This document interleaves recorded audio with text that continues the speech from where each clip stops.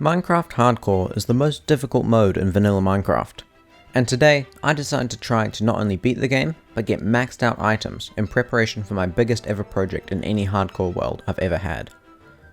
But that's next video. First we need to get to that stage. From my world spawn I was able to see a ruined portal and a pillager outpost, and I almost immediately found a village nearby too. With this awesome start I knew that it was the perfect seed to rush the end with, but I digress. First we need to get some decent gear before going to the nether, and I decided that clean iron armor would probably be enough, but some diamonds might be useful. After crafting some gear, I entered the nether, and within a few minutes I'd already found a fortress.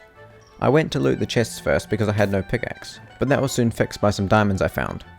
I then killed blazes.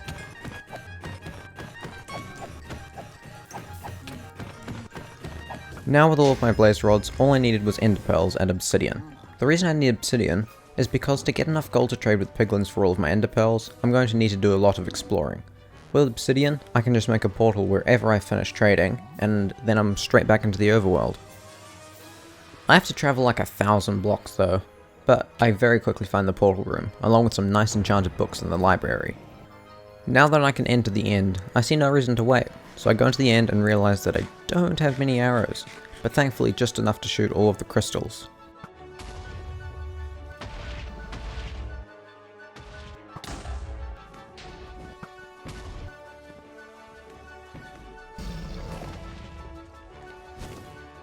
And once the dragon decided to perch for the final time, I killed it, grabbed the XP, stole its newly orphaned child, bridged up to the end gateway and went through.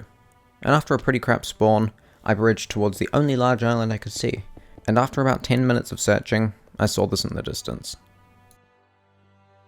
I ran over and pearled up onto the ship, and after grabbing the wings, I looted the other chests in the end city, and killed some shulkers. Now as I explained earlier, the gear I get from the end city chests are quite important to my progression, and overall strategy. So I went exploring for an hour or two before I finally decided it was time to head home. Now you may be thinking, where does he mean by home? And the answer to that is a spruce village I sent my spawn in before I went to the stronghold.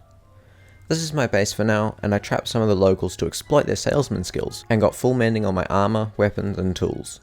This took quite a while, but by the end of the whole ordeal I had maxed armor, a maxed pickaxe, full mending, and both of my villagers had been infected and cured, so I had very good trades. Then I went on the last risky adventure I was to go on for a while, the quest for totems. Now I decided to get totems the more dangerous way, from killing evokers in a raid, rather than having to find a woodland mansion. Because this is hardcore though, the raids have about 10 waves, and are extremely difficult to beat.